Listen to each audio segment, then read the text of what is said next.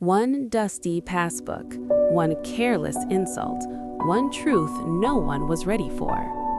Before starting the story, please subscribe and like the video and listen through end for chill. My daughter held the passbook between two fingers like it was contaminated. "This is junk," she said, tossing it toward the trash can. "Mom never had any money. Why are you holding on to this?" The thin booklet landed on the floor instead of the bin. I stared at it, my chest tightening. That passbook had been my wife Eleanor's. My Eleanor, gone 6 months now. The house still smelled faintly like her lavender soap. Her slippers were still by the door. And yet here was our daughter, our only child, reducing her mother's life to a joke. "She worked part-time, stayed home. You know that," my daughter continued, arms crossed. "You don't need to cling to every useless thing she owned." Useless. I bent down slowly and picked up the passbook. It was old, the kind banks stopped issuing years ago. The cover was faded blue, corners soft from use.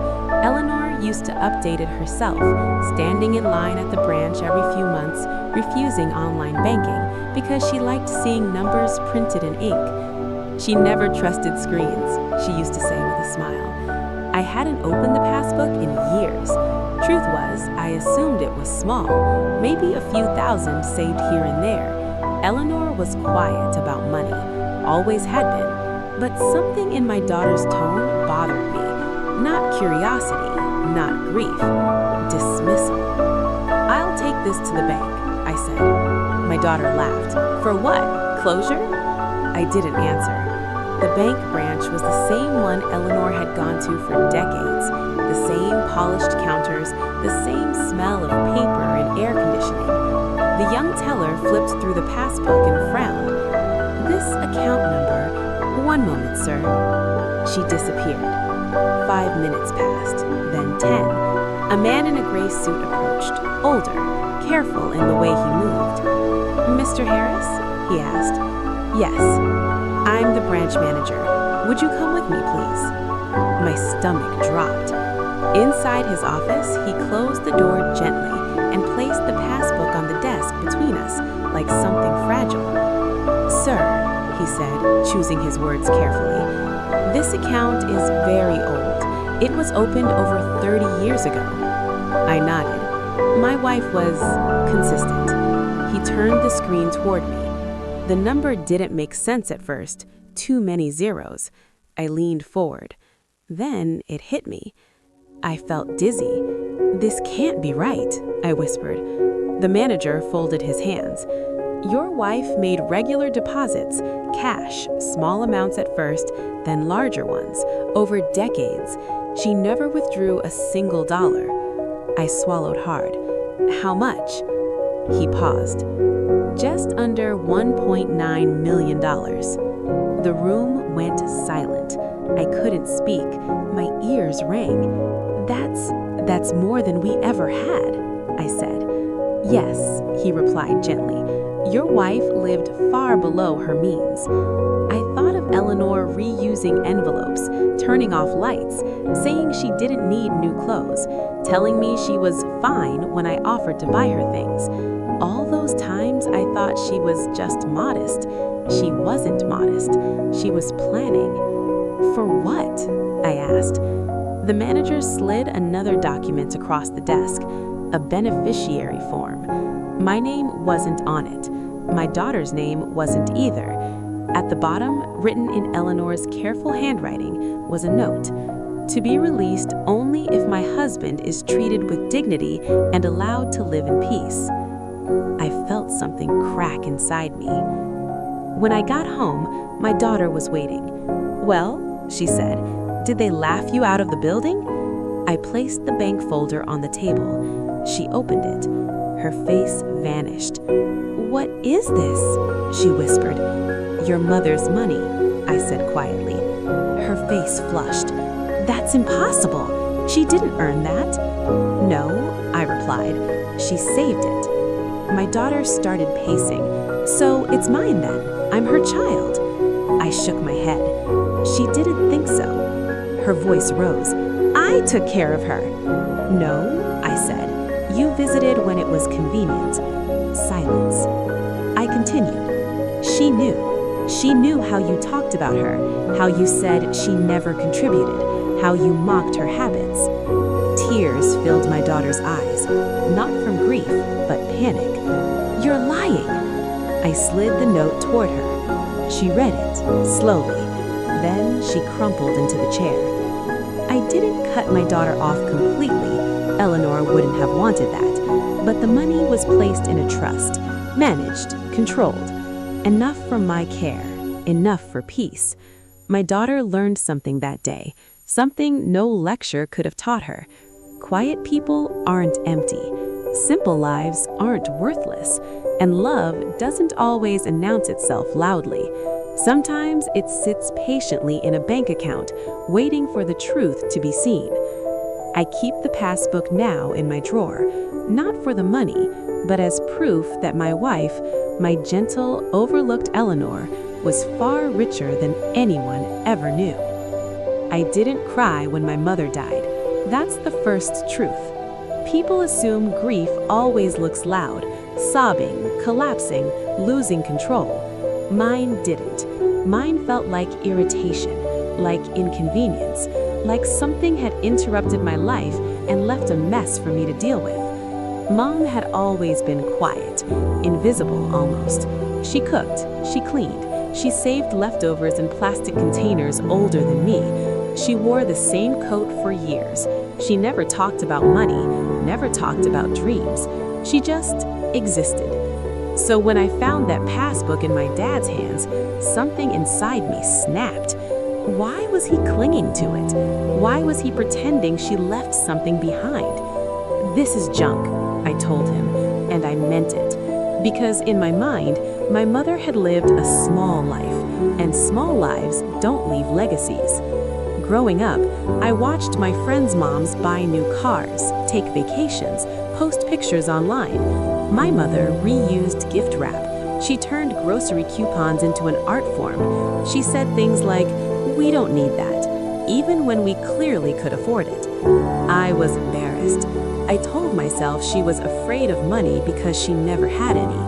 I told myself Dad was the provider, the backbone, the reason we survived. I never once asked where my mom's paycheck went. I never once noticed that she paid cash. I never once questioned why she never complained. When Dad came back from the bank, I was ready to be smug. I was ready to say, "I told you so." Then I opened the folder.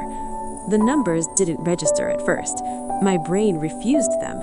I thought maybe it was a mistake, maybe an extra zero. Then I saw the account history. Year after year, deposit after deposit, while I was asking for money for trips, while I was complaining about her cheap habits, while I was calling her boring.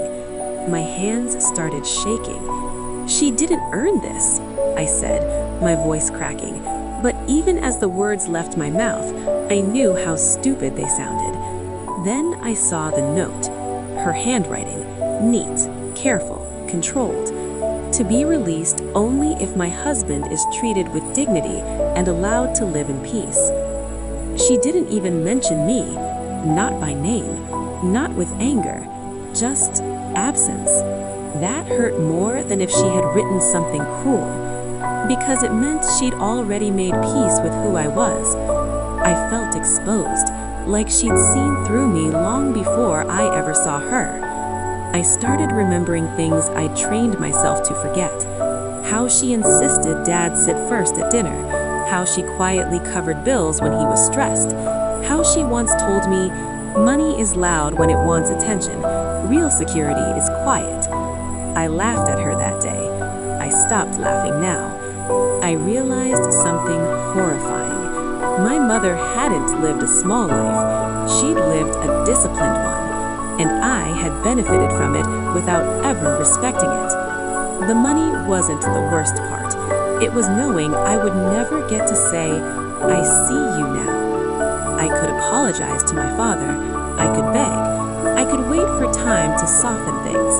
But my mother was gone. And the last version of me she knew was the one who thought she was nothing. That's a weight I carry every day.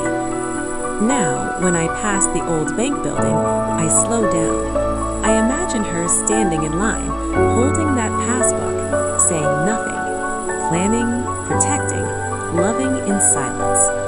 I used to think strength was loud. Now I know better. The strongest people are the ones who don't need to prove anything at all. And by the time I learned that, she was already gone. I've worked in banking for 34 years. You start to recognize patterns. Most people who walk through those glass doors want something immediately. Answers, access, reassurance for overdrafts they swear weren't their fault. They talk fast, they demand, they lean forward. Mrs. Eleanor Harris never did. She stood patiently, always in the same spot, third in line if she could manage it. If not, she waited without complaint. She came in every 3 months with a passbook and an envelope, cash inside, neatly stacked. She never asked about interest rates, never asked for exceptions, never raised her voice. But she did ask one thing every single time. Could you please print the balance? She liked seeing the numbers grow, ink by ink. I once suggested online access. She smiled politely. I prefer proof I can hold, she said. I respected that. What most people didn't notice was consistency. Small deposits beat large promises every time. She was building something, quietly, relentlessly, while the world assumed she had nothing. The day her husband came in, I recognized the name immediately. I felt my posture change. This wasn't just another account. This was hers. When the teller called me over, I saw the passbook in his hands and knew the moment had arrived. I had prepared for it years earlier, just not emotionally. He looked tired, not greedy, not eager, just confused. That told me everything. When I pulled up the account, the balance appeared like it always did. Steady, heavy, unmistakable. I turned the screen toward him slowly. I've learned not to rush moments like that. People need time to see numbers before they feel them. His face drained of color. That can't be right, he said. It always starts that way. I confirmed it gently, and then I showed him the note. I'd read it many times before. Eleanor updated it twice over the years, not out of fear, out of clarity. She knew exactly what she was protecting. Released only if my husband is treated with dignity and allowed to live in peace. No conditions about love, no demands for loyalty, just dignity. That told me more about her family than any financial document ever could. People who expect conflict write complicated wills. People who understand people write simple ones. Families reveal themselves at counters like ours. Money doesn't change them, it exposes them. Some argue over pennies. Some don't notice millions until it's too late. When his daughter came in later, angry, shaken, I watched from a distance. I didn't interfere. This wasn't my place. But I noticed something important. She wasn't mourning, she was recalculating, and that told me Eleanor had been right. People think wealth announces itself. It doesn't. It waits, it watches. It rewards patience and punishes assumptions. Eleanor Harris understood that better than anyone I've met. She trusted a system not because it was perfect, but because it was documented. And when the truth finally surfaced, it did what truth always does. It stood there, unapologetic, unmovable. When I locked her account documents back into the vault that evening, I paused longer than usual. Not out of duty, out of respect. In all my years, I've learned this. The most powerful people are rarely the ones who speak the most.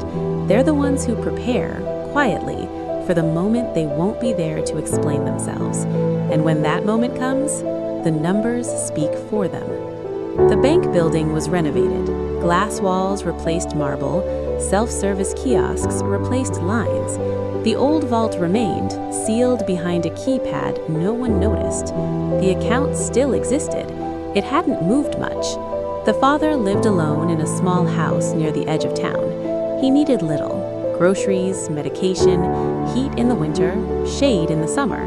The trust paid for all of it. He spent most mornings in the backyard. He fixed things that didn't need fixing.